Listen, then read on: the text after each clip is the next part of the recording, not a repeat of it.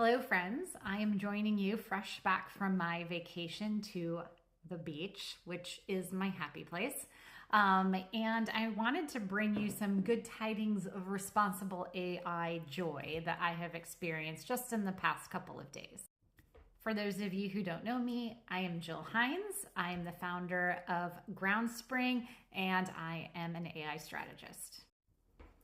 So yesterday I was in Richmond, Virginia, and I was presenting about my Get Real AI governance strategy to a group of both executives and practitioners, which is my favorite combination of folks to speak to because you learn so much about where people are coming from in an organization, and you find out really quickly that often their perspectives just don't really align, and that's a huge blocker for AI governance adoption. So it's just really good to get those people together in the same room where you can really see how that plays out.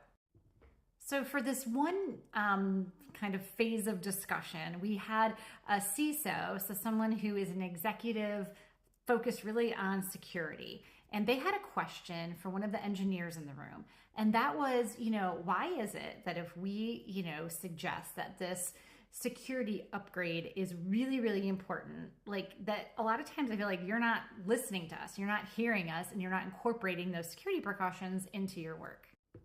And I thought what the engineer said in response was really enlightening. He was like, we are working in these agile sprints, and we are completely trained to weed out anything that we think is maybe a nice to have in a feature because we really need to ship working product at the end of every sprint.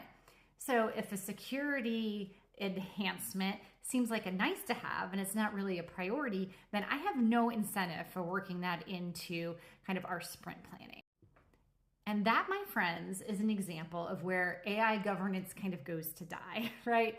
Because we've got our CISOs who have this mandate to think, pretty long term and think about hardening our risk surfaces.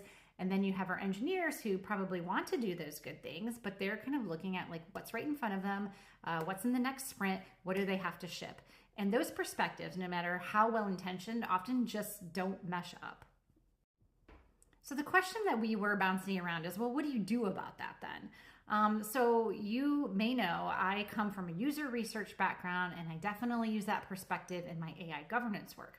So one of the things I always start with in a governance engagement is I talk to all the folks on the ground doing the work who are the stakeholders in the organization, be they kind of at an executive level, be they at a frontline level, to understand the workflows and the incentive structures that are in place and how people have really internalized how they can